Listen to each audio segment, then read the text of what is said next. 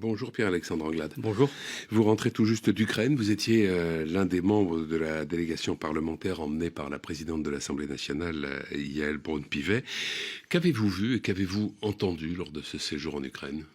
Nous avons vu d'abord les responsables politiques du pays, notamment le président Zelensky, le président du Parlement, le Premier ministre, qui nous ont d'abord remerciés pour le soutien qu'apporte la France depuis maintenant de nombreux mois à la résistance ukrainienne. Nous ont évidemment demandé de poursuivre ce soutien, qu'il soit militaire, diplomatique, économique et humanitaire. Et à ce titre, il y a un bateau qui est parti de Marseille avec des tonnes d'aide qui va arriver en Ukraine demain, normalement, et donc avec notamment de l'aide humanitaire, un pont mobile pour permettre de reconstruire les infrastructures.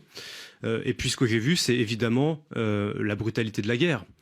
J'ai vu les réfugiés de guerre, ces femmes et ces enfants, parce qu'on ne parle pas d'hommes, puisque les hommes sont restés au front pour combattre dans leur pays. J'ai vu la brutalité et la violence de l'artillerie russe, qui cible en priorité les infrastructures civiles. Ce sont les écoles, les habitations, les hôpitaux qui sont les cibles prioritaires des bombes russes. Et donc, c'était un voyage marquant et important puisque c'était le premier déplacement d'un président, en l'occurrence d'une présidente de l'Assemblée nationale et d'une délégation depuis l'indépendance de l'Ukraine au début des années 90. Vous dites que le président Zelensky vous a remercié pour le soutien de la France. Pourtant, parfois, le président ukrainien reproche en termes à peine voilés à la France de ne pas en faire assez pour l'Ukraine. Pas assez d'aide militaire, pas assez non plus de condamnation de Vladimir Poutine. En tout cas, selon lui, pas dans des termes suffisamment explicites. Est-ce que ces critiques, vous les comprenez ou est-ce qu'elles vous semblent injustes ? D'abord, il ne nous l'a pas dit. Il ne nous a pas critiqué aujourd'hui, mais parfois, il le dit, vous le savez. Mais parfois, il peut le dire de façon voilée. Moi, je comprends la position du président Zelensky, qui est le président d'un pays en guerre, et donc qui regarde ce conflit avec ces lunettes-là, et donc qui attend forcément toujours plus de la communauté internationale, puisque son pays est mis au défi par un agresseur qui est plus fort que lui. Et donc, lorsqu'il dit que les uns et les autres peuvent faire plus, c'est tout à fait légitime de son point de vue. Cela étant, la France s'engage beaucoup en Ukraine. C'est-à-dire, les canons César qui sont livrés sont très largement plébiscités par l'armée ukrainienne qui y voit toute l'efficacité de cette arme. Sur place, nous avons des gendarmes français qui sont en train de mener l'enquête sur les crimes de guerre éventuels perpétrés par la Russie, notamment dans la région de Kharkiv, à Izium. Nous avons un laboratoire ADN pour permettre, qui est laboratoire parmi les plus pointus au monde, qui va permettre d'identifier les victimes.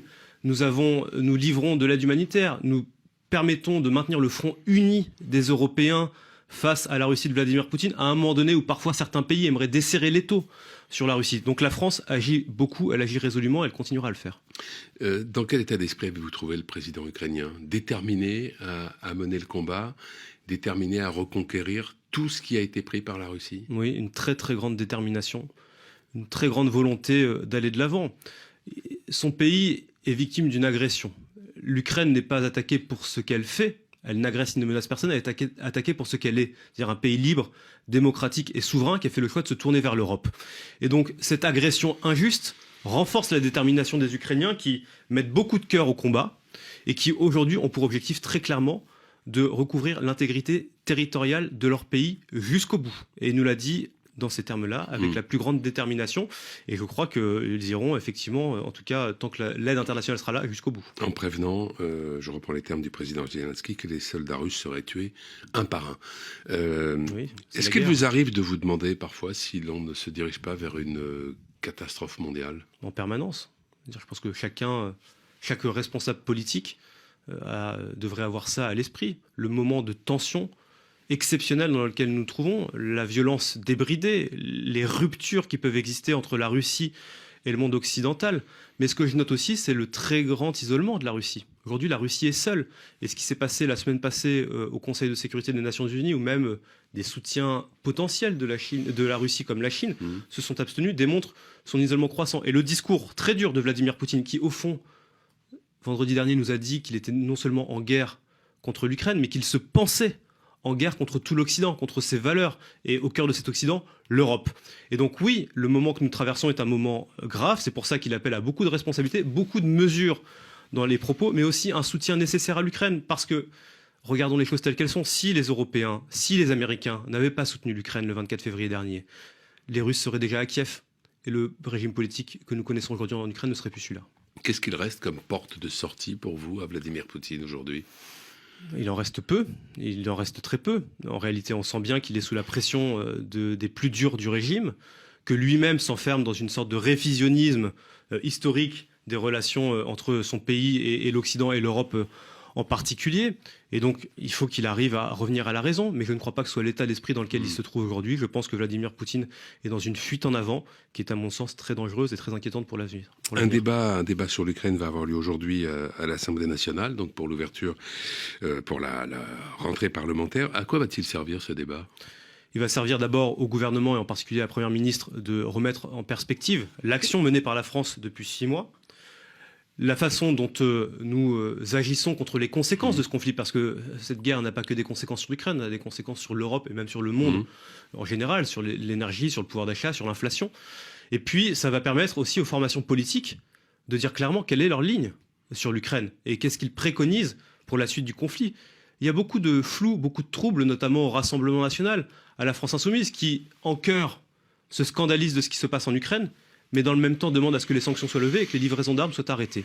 Et donc, nous verrons ce que les uns et les autres diront cet après-midi. Pensez-vous que les Français soient favorables au soutien à l'Ukraine, quoi qu'il leur en coûte ?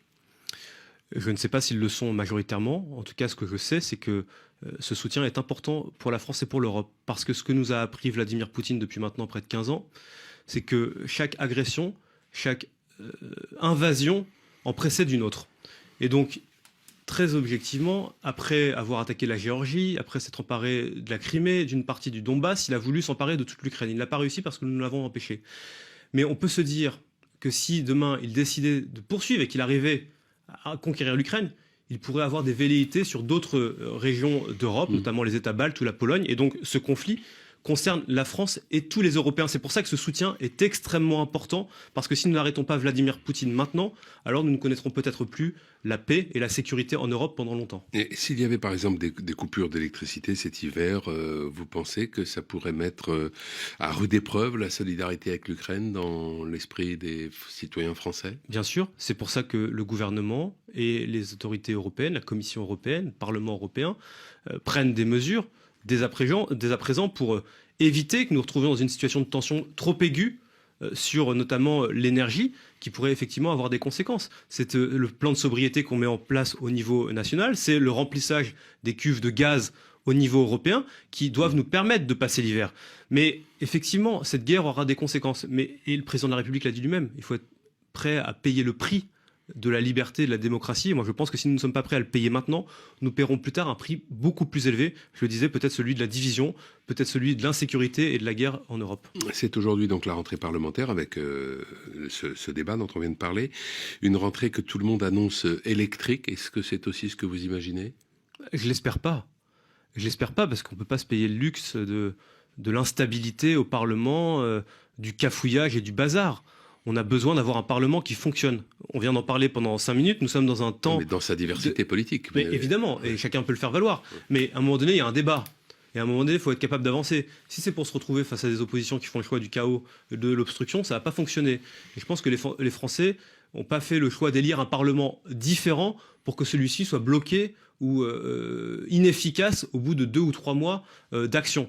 Donc il y a un esprit de responsabilité à avoir dans les temps qui sont les nôtres. La majorité est prête à construire des ponts avec les groupes d'opposition, les républicains, les socialistes, les écologistes, et c'est de cette façon-là qu'on doit avancer, certainement pas dans le chaos et dans le bazar. Merci Pierre-Alexandre Anglade.